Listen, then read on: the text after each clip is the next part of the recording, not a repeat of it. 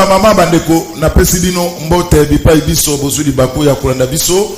Merci na bino pour la fidélité, merci na bino pour la confiance. Tokobi na tango ya sembo. Merci ndenge vous avez belé à travers le monde pour na kolanda biso. Merci en tout cas na fidélité, merci pour la confiance. Merci na équipe technique. Lelo tozana mobenga mimoko boye bien malamu komo na ye Junior Mpeti. Junior Mpeti azabongo président de l'association Kabila Forever. Freddy Takidi soit été nanda ko bamona Junior Mpeti quand même pe ba hôtel la biso na poto voilà yewana Junior Mpeti azana biso donc na yende to kabola moi 45 minutes o ba pesa biso pour na émission sembo. Junior Mpeti mbote pe boye imala. Mbote ndeko Zulu, merci pour la invitation.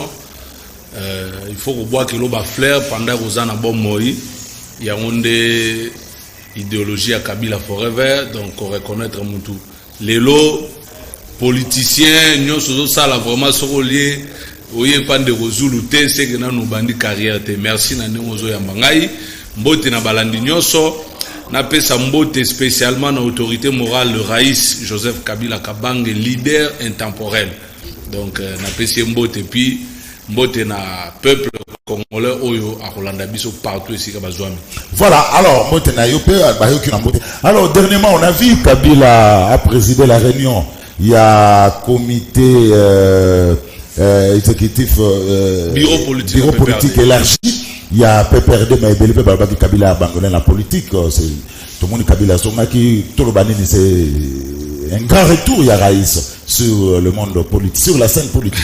Bon, déjà bateau balobaka Kabila tika politique, je comprends, ils allaient souhait na bango parce que baibige jour ya ko postuler ba petit joueur ba roli mon terrain. Yango ba souhaitara que Kabila tiki politique, les erreurs ba salaki wane zalaki à l'occasion il y a 20 ans il y a PPRD aux a parti na moko à président qui réunion il y a bureau politique na et donc c'était pour remettre fin à ba rumeur ils a en fait arme oyo ba ennemi ba bandai ko utiliser pour décourager biso yo ba jeune côté Sabino que Kabila tiki politique a abandonné bino en fait ils allaient une stratégie mais ba kutana ki na ba guerrier biso toyebi réalité toyebi que Joseph Kabila aza politicien a recouvre politicien donc bato baza poser la retraite nae bazela encore longtemps a recouvre na scène politique donc voilà azongaki et toza ko se préparer pour na 2023 tozong sa IDPS na opposition pendant 32 ans. Qui sera le candidat? Qui sera le candidat? Bon, il y a FCC en bouche autorisée FCC le on dit que congrès déjà il y a PPRD c'est ami mais oui, à niveau à parti à PPRD va aussi la congrès dans mois de mai, je crois le 20 mai dans mois de mai, mais à niveau FCC le président Raymond Chibanda a outé déjà pour ça l'annonce que candidat naturel il y a FCC comme on a Joseph Kabila Kabang. Donc Zarek na Jeune Afrique a annoncé en haut déjà. Sauf ceux qui Joseph Kabila est mort à lobby, boutique la ngaï sous 5 ans à paiement ça va. Mais sinon notre candidat s'appelle Joseph Kabila. Mais par quel miracle votre candidat doit s'appeler Joseph Kabila? Il est sénateur à vie, terminé pour lui, il peut plus postuler. Pourquoi vous... Est-ce qu'il y a un manque de compétences au sein du FCC? Joseph Kabila. Il n'y a pas une autre personne, candidat, il faut que Joseph Kabila pour. Il est sénateur à vie, terminé pour lui. Il peut plus être candidat président de la République. Il y a un autre dossier la constitution bien. Erreur bazar au sala yangwana. Batika ko kanisa que Joseph Kabila ne peut pas être candidat. Loi mokote ya mboka oyo. À moins que vous changez, vous avez la constitution, vous avez la 10e rue. Ce que la constitution de voter en 2006, loi à ta mort de résoudre les autres pays, Joseph Kabila est la candidat. Parfois, non, vous interpréter l'article 70. Mais l'article 70 parle du président de la République. C'est-à-dire, l'article, on est la mouton a la fonction. Au ça, le mandat mort renouvelable. Ah, ouais, Joseph Kabila comme Congolais, ou Yaza, sous président de la République. Déjà, il faut tout le temps, débat, il faut l'article 70. Ils ont concerné Kabila. Parce que l'article, on est la mouton a en fonction.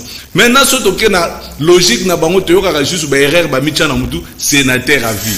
Mais qui est sénateur à vie? Moutounio Soyo, Soroza président élu, n'est-ce pas? Tant au mandat, na Sili, l'État congolais, constitution et pécio titre, des droits, c'est un titre des droits à tout moment Joseph Kabila va postuler non article 100 et mais quelle est la constitution? La constitution n'interdit pas.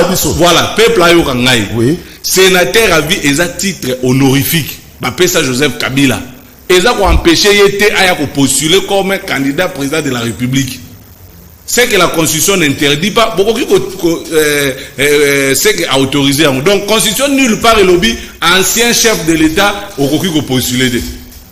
Félix Tshisekedi a ça la mandat na imoko a comme sénateur à vie. Non, il va doubler le mandat. Il n'y a pas de ça deux mandats jusqu'à 2028. Bon, wana ndenge bazolota ndoto akosala mandat moko ake akomi sénateur à vie mukolo komona ke na isusu ko meka carte akopostuler et le repegisi ezate sénateur à vie za titre honorifique ba bengi à vie pourquoi poye akoleka na moyen ya élection te lokola ba sénateur nyos c'est tout. Alors eloko ni Kabila akosala oh, ça l'a quitté à 18 ans. Parce que vous tenez toujours que Kabila Soma. Et là, on dit Kabila Rosala, oh, ça l'a quitté à 18 ans. Parce qu'il a donné le meilleur de lui-même pendant 18 ans. Et Belé Balobi, le bilan était largement négatif. Beaucoup de Félix a hérité presque mes squelettes. Alors, et là, on dit que ça sous le Kabila, vous avez Kabila Tchalibaya en 2023. Qu'est-ce que Kabila peut encore donner? Merci. Il y a Liboso, Olobagi Nanga. Est-ce que FCC besoin de battuter besoin de Joseph Kabila? Etienne Tshisekedi a Koli, Papa Mukolo, mais il dépend de ça vous proposer comme candidat. Parce que biso leader na biso aza vivant, il y a des visionnaires. On ne peut pas retirer pour na ayako ou ça. Tant où il est en tant que démocrate, à mon avis, moyen ça la troisième mandat d'affilité. À chaque dauphin. Mais pour le moment la constitution ils ont payé ça été. Pourquoi Bolingto tient Libanda?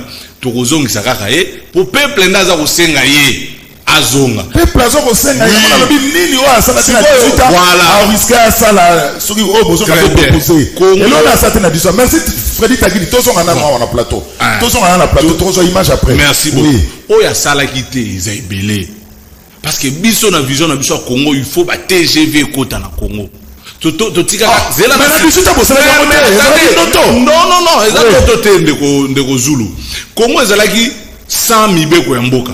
Eloko mokote appareil judiciaire abandonné, la police ni tenue, ba soda ni équipement, tout ça biso nde tozwa ki mboka na mabele. Et puis topesi yango forme. Avant Joseph Kabila, le Congo n'était pas un état au vrai sens du mot. Peuple il faut y barana ne l'orwana. Moi n'ava comme licencié au bandakotang c'est école maternelle. Joseph Kabila du Congo abandonné dans une étape 1. Après si biso mibe kwa mboka constitution yé tokei tokomi ko voter ba dirigeant abandi 5 chantiers. Comment eza chantier oyo biso to tchaki fondation na yango siko to moni ke alternance salemi ole continuité de l'état salema ndeko Tshisekedi na bandeko na babandi ko piye mboka babandi ko yiba bazongi si mboka na seli susu. Donc il faut to zonga pour to continuer et là il y a développement au biso déjà to bandaki. Au retour dans la question to tikaki 4 avions ya Congo Airways. Bosili zango etikali moko. Oh, biso to lingaki ndenge to tiraki 4 avions, oh yaye asomba ekoma 10 ekoma 20. So to tiraki ba bus ya Transco 1000, bino bo somba ekoma 50 60. C'est comme ça. Mais si to moni ke batongo biso to kanisaki po balobaki trop libanda. Mais ba koki ko sale lokote. Donc biso il faut to zonga. To lobakate que nous avons tout fait pendant 18 ans. On a beaucoup fait. Mais il reste beaucoup à faire. Congo est comme New York pour dire que non, tu silisa. Non, vision abisso est silaté. Même Mandela silisate.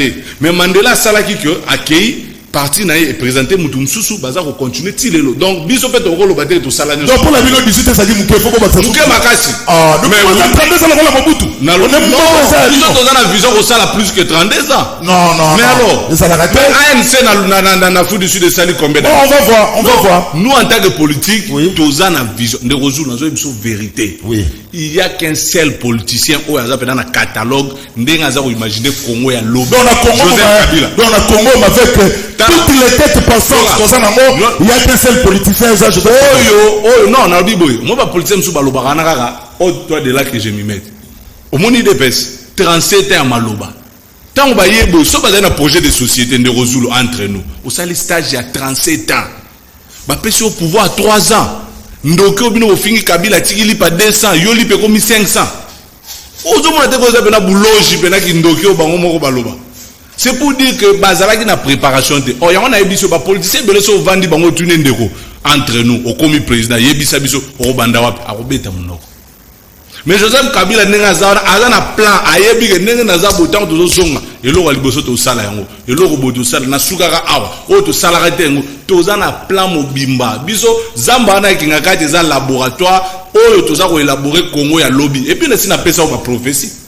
Ata bo sali nyonso régime ko pesa biso sourire te de rozul so di peuple congolais linga souffrir bakisela ka UDPS ba mandat o banda ko lela chaque jour soko lingo za la délivrer Kabila ça la exibino ke UDPS za maloba ya pamba bazai na projet te bazatana bazo diriger biso na tindika chakal bo mekana o chile je le simbité tozongi na 0 trou 10 000 trous donc rien ne marche yo na tongo lelo ata so journaliste va tout dans quelque question te papa natango Kabila vraiment banda ko tika mbongo ndako na kokoso bon ba bazo leba beefsteak lelo tozo comprendre mais peuple aza ko souffrir to tika ko se voiler la face ngai kutu na mona ba ministre te oui sous Kabila ata mutabeti libaku Joseph Kabila doit partir siko na minute to na opération Tshisekedi doit partir en 2023 mais sous Kabila bolongola ministre te l'Assemblée nationale tout kolongola ministre dans motion de défiance l'économie une bonne question encore théâtre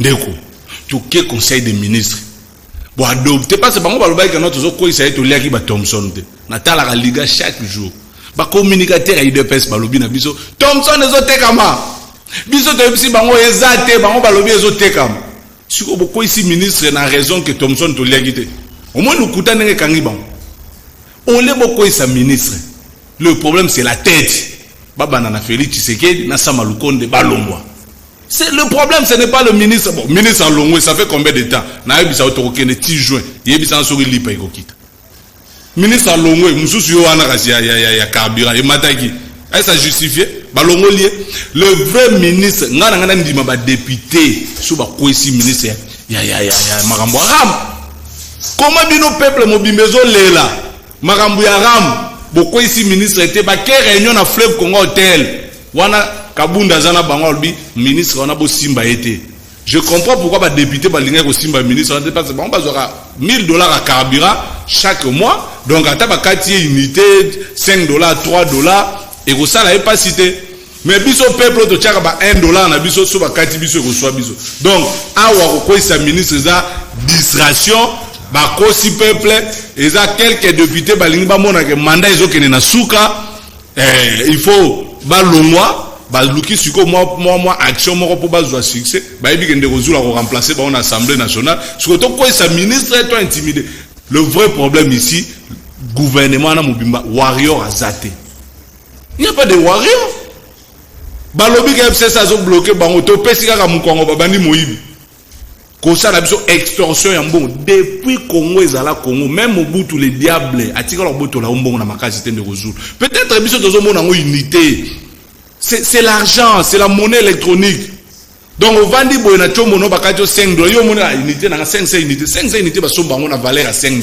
donc bazu yo $5 na makasi et peuple mobimbezo trouver ngo normal alors et le président Kabila ibana ni mbongo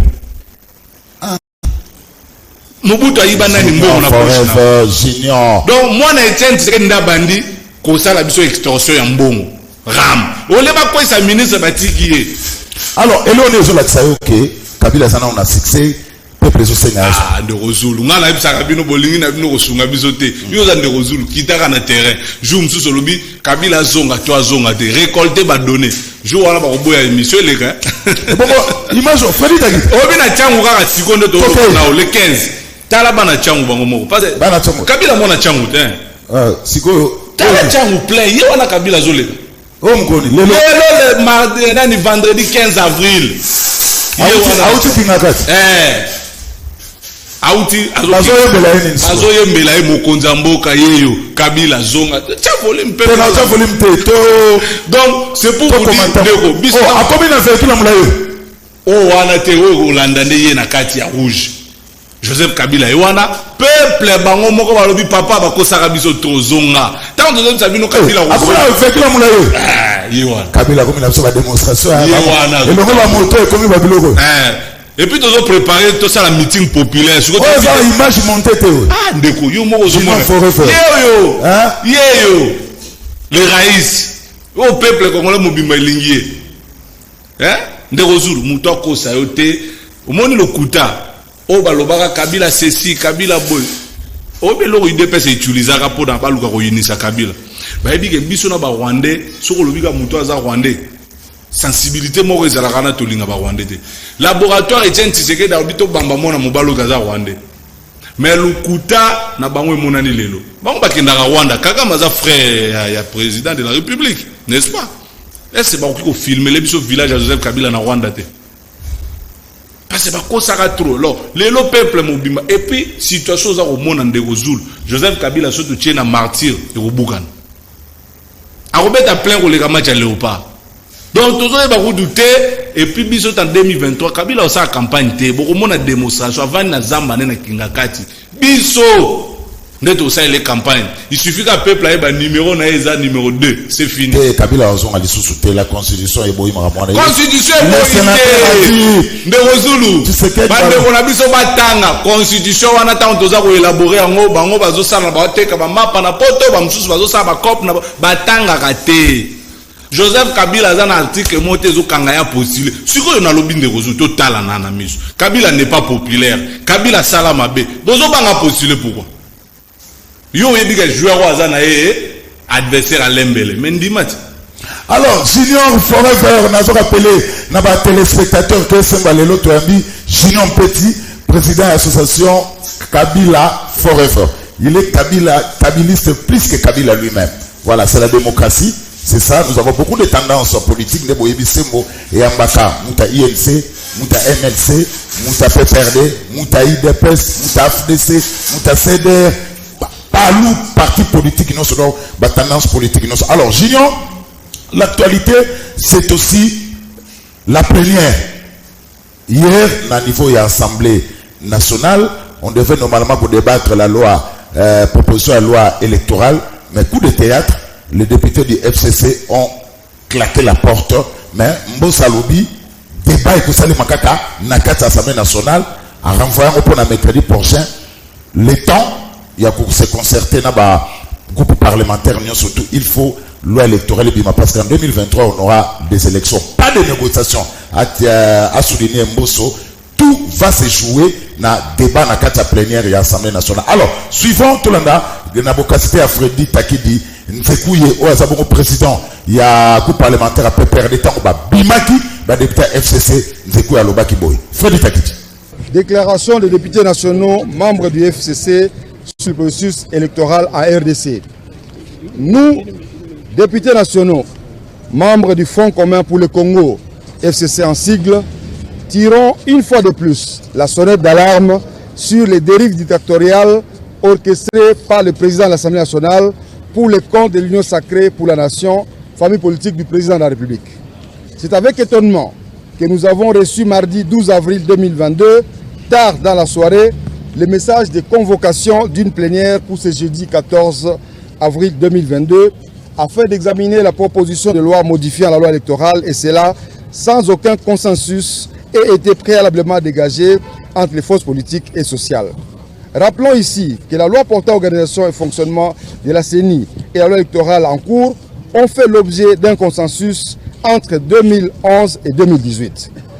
Nous rappelons à l'opinion publique que les réformes électorales doivent faire l'objet d'un très large consensus entre tous les acteurs concernés afin d'éviter au pays des élections chaotiques, sources de frustration et de conflits. Il sied de rafraîchir la mémoire de la population congolaise et de la communauté internationale que l'actuel régime s'est illustré par la violation intentionnelle de la Constitution et des lois de la République, ceci en vue de préparer la tricherie aux élections de décembre 2023. Point n'est besoin de rappeler que le renversement en plein mandat de la majorité parlementaire issue des urnes par la corruption et à l'aide des intimidations de dissolution de l'Assemblée nationale au motif fallacieux que le régime était bloqué par le FCC. Heureusement que depuis lors, les Congolais ont fini par comprendre qu'il s'agissait plutôt de l'incompétence des nouveaux dirigeants, comme en témoigne la dégradation constante de la situation politique, économique, sociale et sécuritaire de notre pays. 2. Le renouvellement des juges de la Cour constitutionnelle au mépris des dispositions légales en vigueur, dans le seul but de mettre en place un cadre qui va avaliser la tricherie que le pouvoir actuel entend orchestrer lors des élections à venir.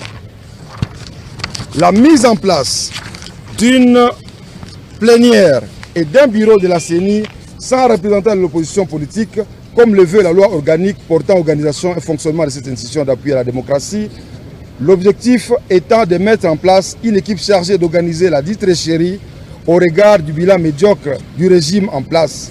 Hausse généralisée des prix des produits de première nécessité, pénurie des produits pétroliers rendant le transport des biens et des personnes chaotique, prolifération des cas de détournement des deniers publics, détérioration sans...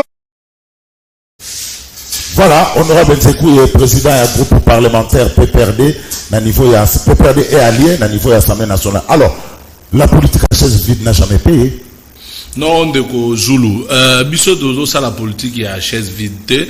Mais il faut peuple congolais à comprendre que ceux qui au moni ba député FCC, ba bimaki Hollandi honorable Nzekou ya lobby, ba convoquer plénière, ba tindeli bango ba message mardi pour baya de manière urgente. Mais ceux qui au moni biso tozoboya. Mais c'est parce que bazana na stratégie ya ko benga biso bacha biso devant un fait accompli makambo ici ba préparer. À rappeler que en 2006-2011 makambo c'est tali modification à la loi électorale et c'est un consensus, c'est-à-dire batu bavandi bo sololi boyokani makambo ki na kimia élection eza tozo kende ko voter chef coutumier ya tribu mon côté tozo kende to voter président de la République ou à diriger ba congolais nyonso a gagné l'élection na ndenga solo pour que peuple congolais a se retrouver to voter ba compétent.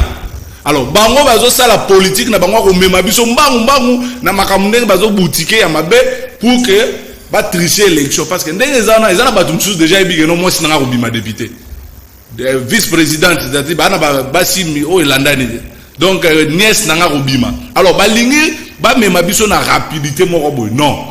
Donc il ne faut pas confondre vitesse et précipitation. Tous on a besoin de ça la élection, il y a malam. Tout vendre tout solo là. Mboka eza ba union sacrée, eza ya ba congolais nyonso. Après consensus, net aucune modification. Mais yo ngo même biso na makamoko brise que bout le roi tous bana na bango. Non, voilà pourquoi ba député FCC balobi to ko kende bongote et c'est on est kimbanga taba, on ne peut pas ba to brise. Té, biso ça consensus a rappelé. Non, mo kile ça là. Le comment le là? Les Zulu, biso to sala makamnyo sur na norme. En 2006 to sala consensus pour que loi électorale bima. En 2011 to sala a rappelé yango. Mais bango balingi yango te pourquoi consensus wana bazo banga nini parce qu'il faut to lo bala ba vérité en face to tia makambo bien loi électorale ya malamu. Ndenge za bonde Zulu repostuler oui peuple a voté oui. Mais au moins na mutu mo bazo mela bien na e mutema mabe faut tia likangu na e akati yo. Et c'est ce que nous sommes en train d'éviter parce que papa et si tout le monde est clair nazo mona te muto ya na komo union sucrée et puis va voter azate tant ba dozo tout na biso que bon Kabila linga zonga pa ça Kabila au moins biso doit na bilan ata to tike l'IDPS 10 ans ozara na bilan te bilan na bango zaka ram détournement ba voyage tout ça donc yo muto linga Tshisekedi dans les gars président zéro osombali pendant 1000 francs de voter. Alors, et ça normalité. Donc, biso to boy élection te, toza prêt. Démonstration, passage à Joseph Kabila na Tchanguzo, la peuple a réclamé yé. Nazo betelo, Joseph Kabila a sala sur campagne na mboka ote. Ce qui est élection to check candidature, na papa vanda la pour na kingakati. Biso moko to bando kita na terrain. Bo voter Kabila. Peuple a bandika ko pese ba voter. Ko sala campagne moko na no salema. Na kati wa propose. Toza prêt na ba élection de Zulu, ba élection à Malamu. Tolingite yomoko osa l'élection au Tchekadima na CENI au Tchekou constitutionnel mutunayo mais finalement what doit que ne voter chef coutumier ya kabiaka moi. Alors la carte proposition loana il y a des articles comme pas de cumul ils ont tous un candidat député professeur de la source nationale ils ont la proposition loana moko balobi ils ont la tête premier suppléant asa mwana na yo asa oche mwana na yo oche koko na yo ils ont la tête na campagne électorale ba polo ba mbongo. Ou juger trois propositions dans la. Bon, déjà, Narobana Naoya Souka, Yamara Bambongo.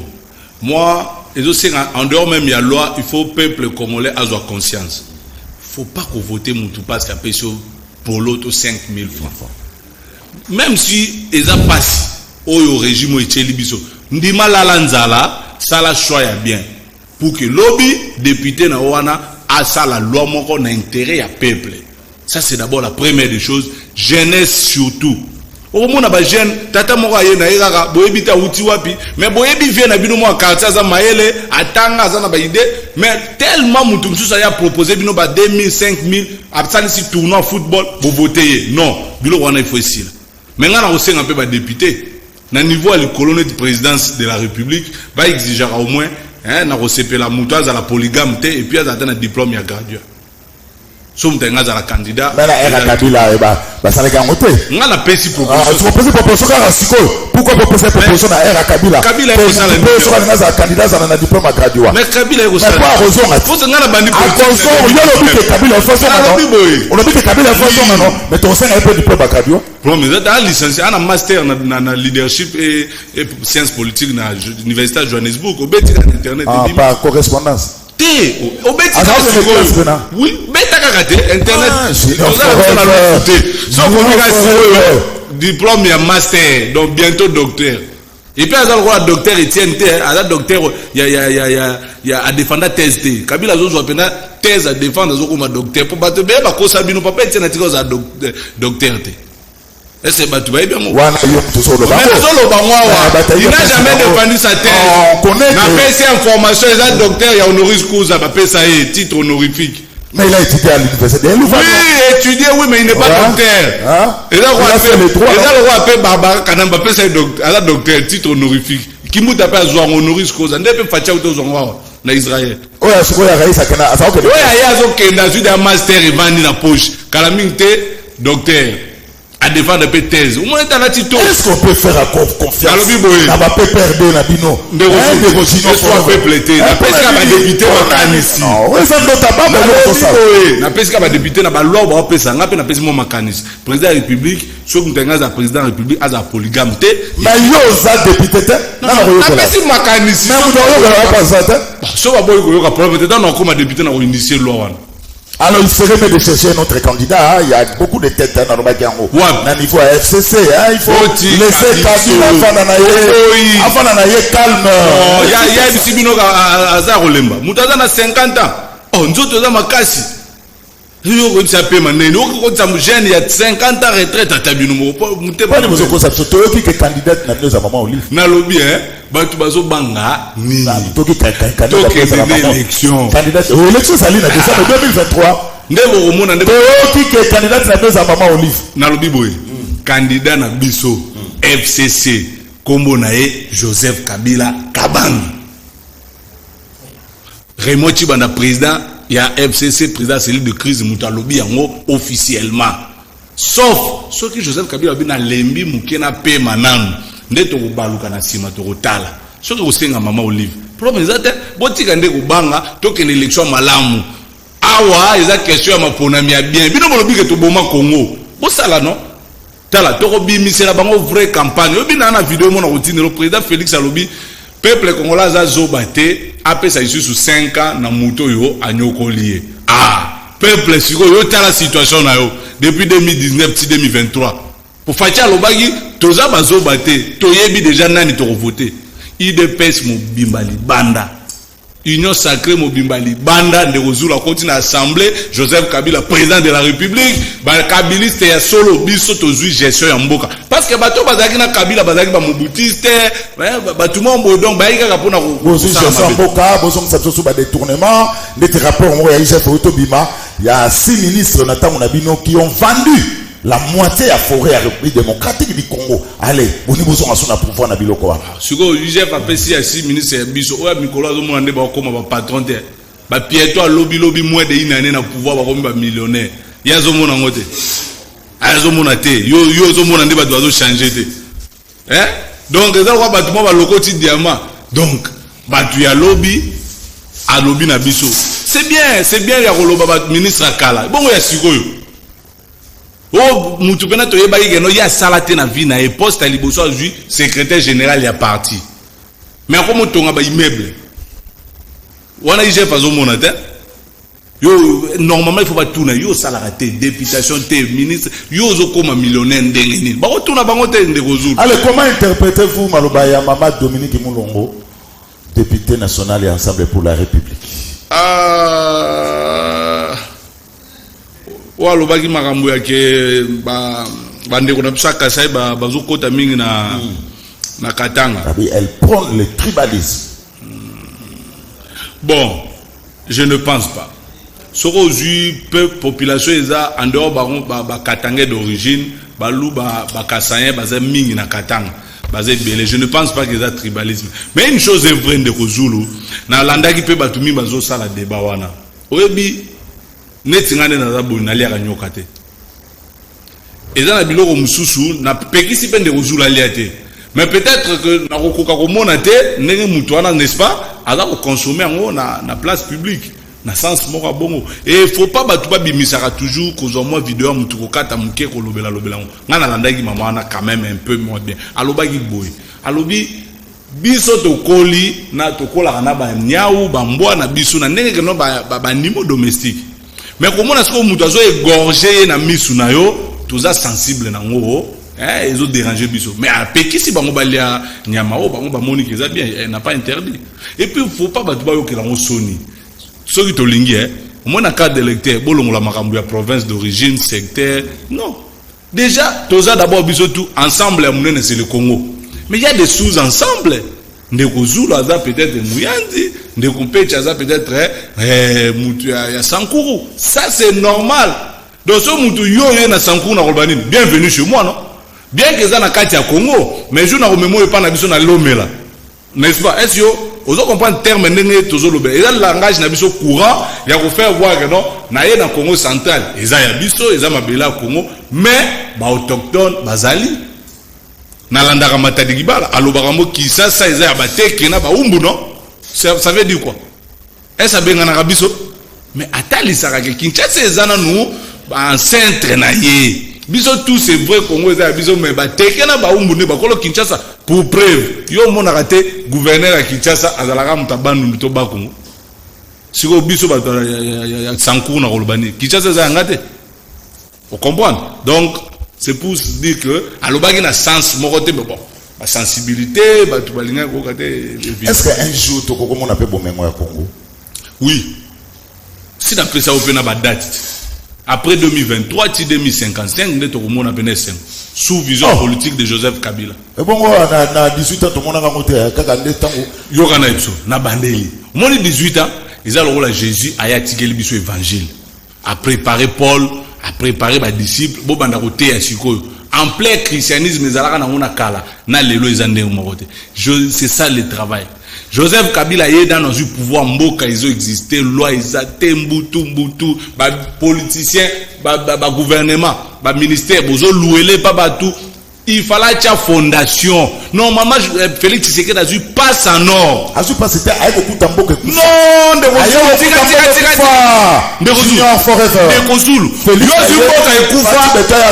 kufa na bien ozimboka kufa yo tchaka ka photo tala fati avant azo pouvoir na tanga zu pouvoir mboka kufa oyi bato azu ba mboka na ba difficulté zanet na ba George Weah tanga koma moni ça ne va pas akiti si salaire na ye ya bato so bi pays ça ne va pas mais bino boye na pouvoir mboka za ya kufa obe loka liboso wa banda soko ye awolbi DG a canal ki na zalaka salaki mabe et loko liboso de Zulu o sala nini réforme nettoyage yozu pouvoir obandi mbala moko kolia mbongo batikelo na caisse ba avion kutambola bosombi mituka ba réserve de change mati réserve mati encore yo la silisana no réserve de change kufite pourquoi okuti transport ezwa kosala Kabila kutaka société transport mboke kufite pourquoi okuti Congo Airways ezwa kotambola na ba avion 4 yondo bomiango po avion etikali moko mboke kufite pourquoi tikili pana okuta on a 200 bato bazolia bien babengi kanga journée yo matisa on a 500 mboke kufite parce que okuti réserve de change oliango pona oko sa peuple oké ko defa mbongo ya bapaya Kabila est le seul président tikala kozana dette te il trouve akuti ndongo ya 14 milliards ya Mobutu o aliaka na Etienne Tshisekedi Joseph Kabila a foutu Nyongo à l'ombre na pouvoir atiki Congo avec zéro dette extérieure mais avec l'argent na caisse. Mbongo wana nde ba lapider yango ba liango 100 jours ba sombi ba mituka cher ba meli ba ndo monaki o mona talana peso lo mo ouais. Tant ka makambo yé 100 jours ba lancer nde ba immeuble bando tellement na limité. Ça la investigation. C'est-à-dire mbongo wana ba misali na jouissance. Surtout au peuple ba ni ko déclarer ba ki ko défendre mbongo. Actuellement, dans le solo, Congo a 8 milliards de dollars. Et là, il y a bisoté de Rozulu. Ce qui est beaucoup la moi, sinon on a pas un bon ya nyongo, kobeta tolote goza millionnaire parce que ba déficit il faut bana rozongisa. Donc comprenez que Joseph Kabila nde atikeli fachi pena terrain synthétique beta balé na Camp Nou mais ya kokite parce que Kabila a eu pouvoir à coûter le côté. Voilà, alors voilà. Vital Kamere faut qu'on la prochaine 100 jours. Mais pour ce on est là qui nous comédie. Sinon il y a surtout maintenant il y a pouvoir attends moi mais ça ce n'est pas faire la politique. Non ça la politique nazo reconnaître que ba yibi bisombo on a ram na yebi yango ils a mabete ils a eloko na bango basali il faut tika la libela au moins Vital Kamere na obi comédie pourquoi tala kanga bakanga émission kala mingite yoga calamité caméra zo comme élevé na poste je là na kozonga na yobisa azo poste ko le kwa zala kina mais explique-nous mais bino bolobi na biso ke ba yiba ki mbon bo condamné azo kende na acquittement chemin azo kende za acquittement soka ndimi ka kozala candidat na 2023 ba ko acquitter carte ya ngwana c'est politique. Hello Odin bino bolobi que procès 100 jours mutu ayibi siko awa bazongisi akomi homme libre lokola ngana yo depuis na ebiso déjà razo ke na kitima pe bazo élever a ozo poste munene bato baba initier basi ba comprendre déjà que Kalamine te caméra baza ko élever siko nazo mituna théâtre basalisa ki biso ko kanga RTN le RTN c'est que ne ko filmer ata mabulu na kisenso pour président ayeba ko filmer procès 100 jours OK. C'est-à-dire dimension mutema mabe botiki même banda ko pola ndenge Jamal balakisa ke non ba sacrifier on peut passer la théâtre finalité za lobby caméra matalikolo c'est ça la carte. Alors en 2023 tous en match vito quoi Moïse Fayulu Fachi Beton yozo baksa suna Kabila le match est à kitoko en 2023 te match est facile pour nous. Moi, je ne vois pas un politicien en taille à Joseph Kabila. Alors,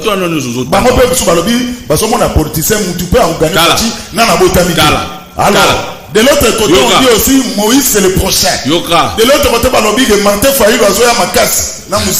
De Rozul. Alors, donc on assistera à un bon match avec Rozul. Kabila est le seul politicien à annoncer que l'on a venu X.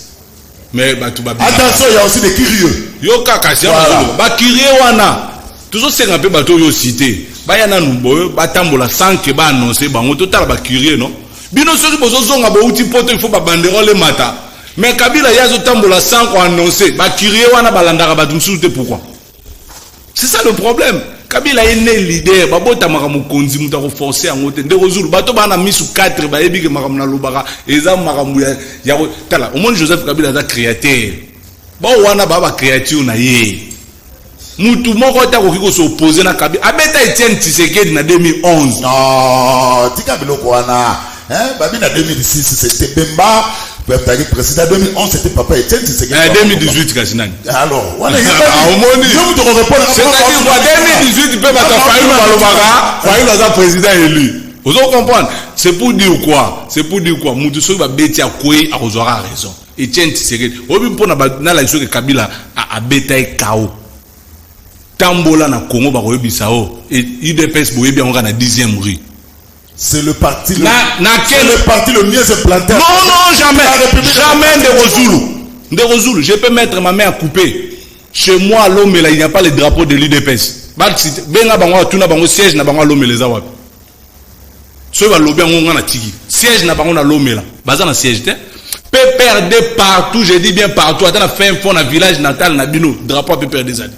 C'est ça la politique. Batika koko sabino wa 10e rika rande bomona ka IDPS. IDPS azana ba si je m'assure que tu le Mboko c'est le PPRD qui a tué. Non, biso to comité no Zulu. Mboka o Ceux qui biso te bonga boye ba fatite. Oh non, quand même. Mais à comme président parce que biso to organiser ba élection. Mais alors c'est ça non moi na space depuis longtemps. Wana na ndenge na aloba na ndenge ya combat politique facha za fruit ya PPRD fruit ya Joseph Kabila. Oui parce que biso ne organiser ba élection et sali ya comme président. Papa na ya bundaka na dictature à Mobutu comme président. Même Etienne Tshisekedi Mbala Boso amona urne, amona ngo sou Kabila. Mais na moni ko kabwana ya FCC cash et tikana bino pota pour beaucoup na opposition ko le quand même failli. Non, na lobby koloba vérité. Papa Etienne Mbala Boso agenda ko voter grâce à combat politique na biso. Tikana bino pota ko kabwana FCC na cash. Te c'est ngo ponanga. Obi pourquoi? C'est ngo ponanga. Na zo bisao. Na ko bima na tenue na ngo monaka. Boso nga papa. Baso kokate. Parce que tant que zalaki na bango, attends pourquoi Koufi OFCC qui nous bloque. Nzamba la raté Kabila habité boutique la bango nyama ikila. Tala IDPS a 30 ans je vous dis. Tu souffrir pendant 30 ans. Ata IDPS a 50 ans tu souffrir de Zulu mutako saoté. Baso ko sabino guerre ya Ukraine kwanga ezalaki boye ba diminuer yango Ukraine kam te sali ke kwanga na biso mona na matembele bazolo na simanda kunde kozulu biloko zo matapri même matembele même makala ya 200 300 la lisusu te même nazo ba te peuple tala biso zai ba tumo boye 2023 tola la rara nzambe batela 2023 ekoki IDPS mobimba bazonga na bango diaspora et puis nazo bana bana poto lelo bo pesa resu ba leçon te.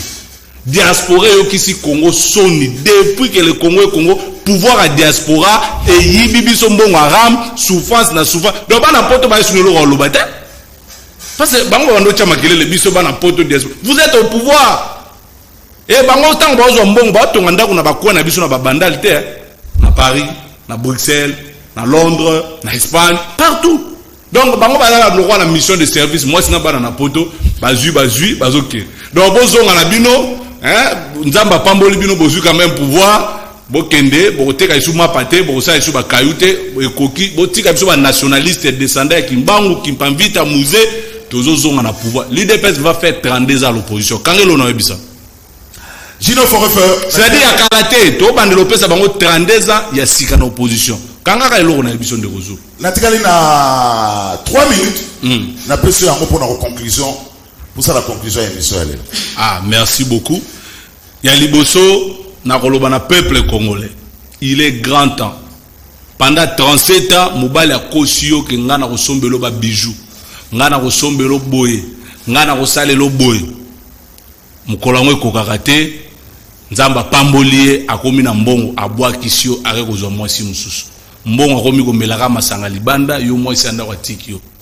Peuple congolais 37 ans UDPS ezwaki temps ya kokosa bino ya kokosa la Joseph Kabila makambu ya kolaka biso ke to konyata masangu lokola bakayasi bazui pouvoir depuis bazui pouvoir masangu papa balobaka biso ke to konyata ngo masangu ekoma ennemi numéro 1 ya régime ya Tshilejelu mai courant ba quartier même auto yebaka ke courant kindaka na pasi tout le monde akoma lelo na moi groupe bao bazangi mbongo lokola biso na bino tokoma kolala molili. Peuple congolais, tu sais que dina UDPS bazui pouvoir. Lipa o Kabila tikela kabino na 200 fois to bengi kanga journée et mati. Matembele et mati. Loso et mati. Fufu et mati. Masangu et mati. Et loko nyonso biso to liaka et mati. Sikoyo na 2023 ne moment oyo biso peuple to komaka na pouvoir. Ko voter mutute pona lipa. Kanisa souffrance, kanisa mbongo na oya ram. Kende na isoloir na yo voter utile to benga na régime ya malédiction afin que retour ya kabilisme au sommet de l'état to continuer musala na biso a 5 chantiers to bandaki ba œuvre na biso ezali bande ko na ngai bolongo ka chikapa ti Kinshasa na nzela mutuka avant Kabila nzela wana ezalaka te Paul Wange okati sakana moto na yo eza ba œuvre et to relier Congo mobimba parce que eza vision na biso to sala musala Congo etombwama bao bazana mato ya koyoka bayoki soko chetembe voter kaka bato ya IDPS okosomba lipa na mboko na 1000 francs okosomba soso na mboko na 25 000 francs ndo comprendre que nzambe emoka sa pesi solution mais yo moko nde ozolinga ko comprendre ozoganga béton oui mais yango wana bazo bétonner masango ko botaka na béton te voilà fumbo na béton et botamaka te donc 2023 un seul candidat pour le peuple il s'appelle Joseph Kabila électorale il faut faire très attention c'est la campagne de peuple bango moko nde bazo lela voilà merci. Selon Junior Forever, alobi que Kabila ressemble à président à l'élection à 2023. Aza candidat et puis ce gars tient l'ongito voter le peuple mobima. C'est là Tokotala. Que dit la constitution? C'est Kabila ressemble. Toi la constitution a été, on va vérifier ça dans l'élection il y a 2023. Wana Maloba, il y a Junior Forever. Nyo Salobi est engagé. Kakaye Moko. Merci. Botika la malade, madame Tokutani Mbala Yassima.